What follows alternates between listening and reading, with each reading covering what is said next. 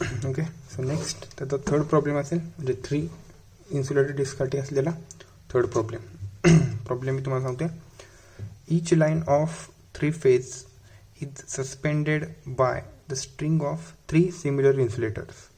If the voltage across the line unit is 17.5 kV, calculate the line to neutral voltage. Assume that the shunt capacitance between each insulator and earth is 1/8 of the capacitance of insulator itself. Also find the string efficiency. Okay. So problem बघा काय दिलेलं आहे. तर 3 phase सिस्टीममधली प्रत्येक line जी असणार आहे ती एका स्ट्रिंग इन्सुलेटरनी किंवा सस्पेन्शन इन्सुलेटरने सपोर्ट केली आहे. आणि सस्पेन्शन इन्सुलेटरमध्ये किती आहेत तर 3 डिस्क्स आहेत. Okay. Each line of 3 phase is suspended bye string of 3 similar insulators. म्हणजे लाईन सपोर्ट करण्यासाठी 3 सिमिलर डिस्क असलेला एक स्ट्रिंग इन्सुलेटर यूज केलेला आहे. Okay. If the voltage across the line unit, आता काय दिलेलं आहे हा पॉईंट महत्त्वाचा आहे. If the voltage across line unit म्हणजे लाईनच्या जवळ असलेलं जे युनिट आहे त्याच्या अक्रॉस व्होल्टेज त्यांनी मेन्शन केलेलं आहे 17.5 kV. आता लाईनच्या जवळ असलेलं व्होल्टेज आपण नोट डाऊन करतो V3नी. सो V3ची व्हॅल्यू दिलेली आहे 17.5 kV. Calculate the line to neutral voltage. आता लाईन टू न्यूट्रल व्होल्टेज म्हणजेच काय, त्याला आपण म्हणतो फेज व्होल्टेज. आणि फेज व्होल्टेज म्हणजेच काय तर total voltage across the string, ते आपल्याला फाइंड आउट करायचं आहे. ओके. आणखी काय सांगतो, calculate line to neutral voltage. Line to neutral voltage म्हणजे फेज व्होल्टेज असणार आहे. लाईन आणि न्यूट्रलमधलं व्होल्टेज म्हणजे फेज व्होल्टेज. आणि ह्या केसमध्ये फेज व्होल्टेज म्हणजेच इन्सुलेटर स्ट्रिंगच्या अक्रॉस असलेलं व्होल्टेज असणार आहे. ओके. त्यात पण पहिल्या दोन्ही प्रॉब्लेममध्ये बघितलेलं आहे. नेक्स्ट काय दिलं आहे, इच इन्सुलेटर काय होईल, अजून that shunt capacitance between each insulator and earth is 1/8 of the capacitance of the insulator itself. म्हणजे शंट कॅपॅसिटन्स आणि म्युच्युअल कॅपॅसिटन्स, ज्याला सेल्फ कॅपॅसिटन्स त्याचा रेशो दिलेला आहे. किती दिलेला आहे 1/8. ओके. म्हणजे 1/8% आहे. ओके.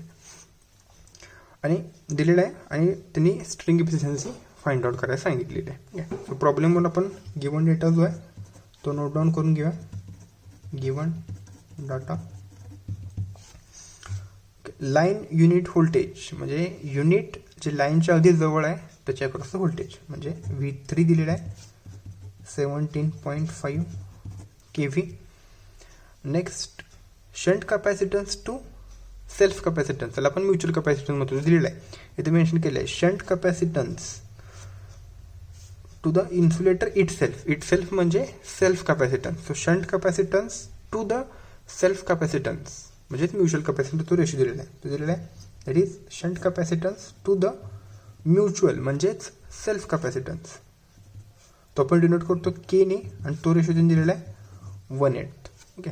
सो 1/8 म्हणजे किती येईल तो 1/8 केल्यानंतर तो असणार आहे 0.125. ओके. तो रेशो त्यांनी दिलेला आहे आणि फाइंड आउट करायला सांगितलेला आहे.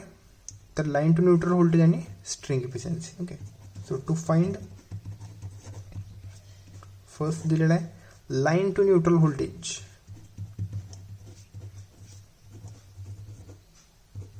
लाईन टू न्यूट्रल व्होल्टेज म्हणजेच फेज व्होल्टेज असणार आहे. आणि ह्या केसमध्येच फेज व्होल्टेज म्हणजेच टोटल व्होल्टेज अक्रॉस स्ट्रिंग असतं. ते पण पहिल्या दोन्ही प्रॉब्लेममध्ये बघितलेलं आहे. टोटल व्होल्टेज अक्रॉस स्ट्रिंग म्हणजेच फेज व्होल्टेज. ओके. आणि ते आपल्याला फाइंड आउट करायला सांगितलेलं आहे. आणि सेकंड सांगितलेलं आहे स्ट्रिंग एफिशियन्सी. सो आपण फॉर्म्युलेज जे यूज करणार आहेत ते नोट डाऊन करून घेऊया. आता पहिल्यांदा आपल्याला फेज व्होल्टेज काढायचं आहे म्हणजे line to neutral voltage. Phase व्होल्टेजसाठी आपल्याला तिन्ही इन्सुलेटर डिस्कच्या अक्रॉस किती व्होल्टेज आहे हे समजलं पाहिजे.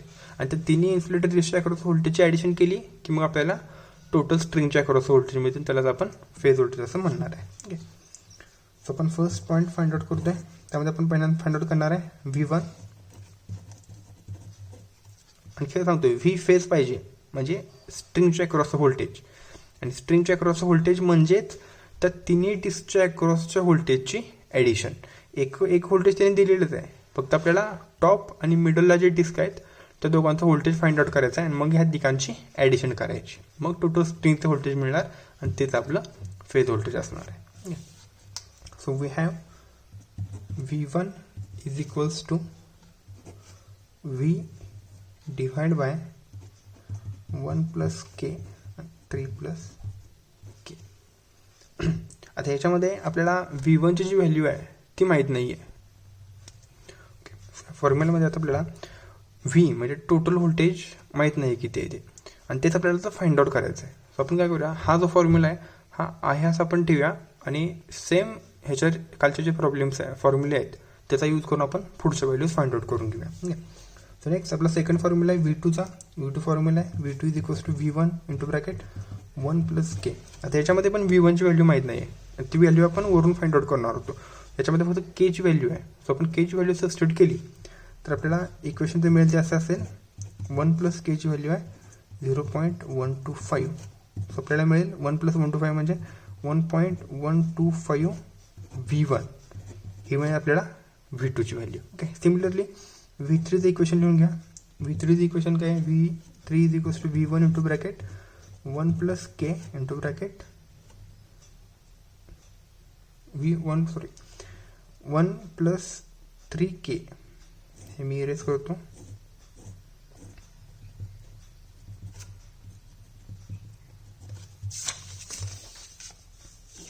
V3चं जे इक्वेशन आहे ते इथे येतो V3 is equals to V1 into bracket 1 plus 3K plus K square. आता याच्यामध्ये पण V1ची व्हॅल्यू माहीत नाही आहे, आपण K ची व्हॅल्यू सबस्टिट्यूट करून घेऊया आणि प्रॉब्लेममध्ये त्यांनी V3ची व्हॅल्यू आपल्याला ऑलरेडी दिलेली आहे. Okay, so V1 1 plus 3 into K दिलेलं आहे 0.125 हे मल्टिप्लिकेशन आहे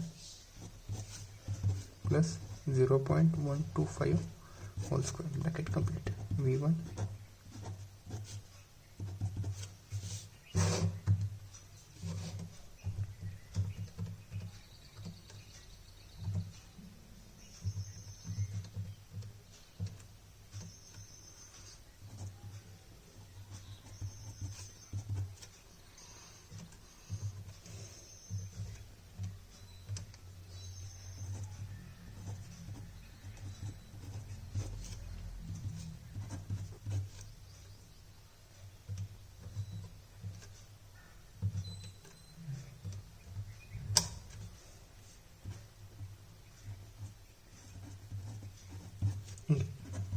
सी मिळाली आपल्याला V3ची व्हॅल्यू आणि प्रॉब्लेममध्ये त्यांनी V3ची व्हॅल्यू दिलेली आहे ती असणार आहे 17.5. सो ती व्हॅल्यू आपण जर सबस्टिट्यूट केली तर आपल्याला फॉर्म्युला मिळेल 17.5 is equals to V1 into bracket 1.3906. आता बघता ही व्हॅल्यू आपल्याला लेफ्ट साईडला शिफ्ट करायची, V1ची व्हॅल्यू मिळेल.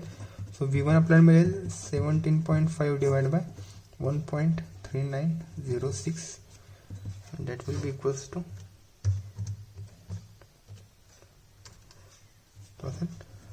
12.58 kV असणार आहे V1ची व्हॅल्यू. आता ही V1ची व्हॅल्यू आपण मग अशी जो V2चा फॉर्म्युला होता याच्यामध्ये सबस्टिट्यूट करूया. टोटल मिळेल. So V2 will be equals to V2 प्रकार काय होता तर 1.125 इंटू V1 होता. 1.125 इंटू V1 होता. तर V1ची व्हॅल्यू सबस्टिट्यूट केली आपल्याला मिळेल 1.125 इंटू 12.58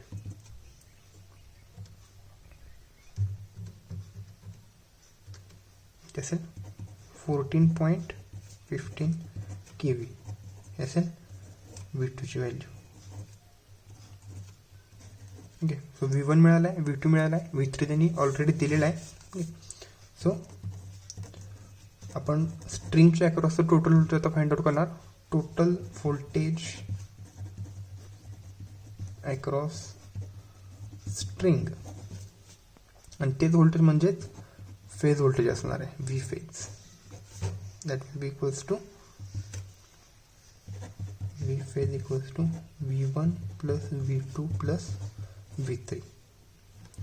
V1 कॅल्क्युलेट केलेलं आहे 12.58 प्लस V2 आहे 14.15 प्लस V3 दिलेला आहे 17.5.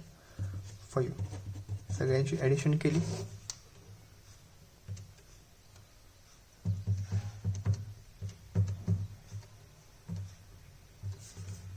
that's it 44.23 kV. Okay. So phase voltage म्हणजेच काय दिलेलं आहे तर line to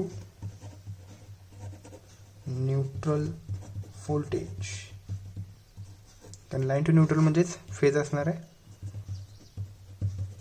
23 kV.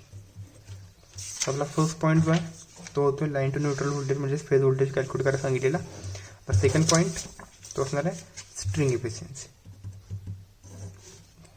So therefore percentage efficiency is equals to total voltage across string किंवा फेज व्होल्टेज तेच असणार आहे. एन म्हणजे number of disc into disc voltage across the disc near to the conductor म्हणजे V3. सो व्ही फेज आत्ताच आपण find out केलेला आहे. किती येतोय तो तर 44.23 divide by N. Number of disc 3 आहेत आणि व्होल्टेज अक्रॉस थर्ड डिस्क 17.5.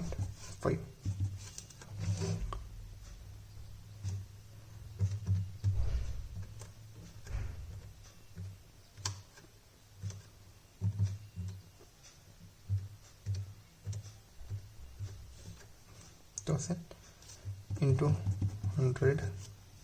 त्याला पर्सेंटेज इफिशियन्सी फाइंड आउट करतोय असेल 84.25%. हे असणार त्या इन्सुलेटर स्ट्रिंगची इफिशियन्सी. ओके. आता आपला प्रॉब्लेम संपतोय. आपण इफिशियन्सी फाइंड आउट केलेली आहे आणि लाईन टू न्यूट्रल व्होल्टेज म्हणजेच फेज व्होल्टेज म्हणजेच इन्सुलेटर स्ट्रिंगचे अक्रॉस व्होल्टेज पण फाइंड आउट केलेलं आहे.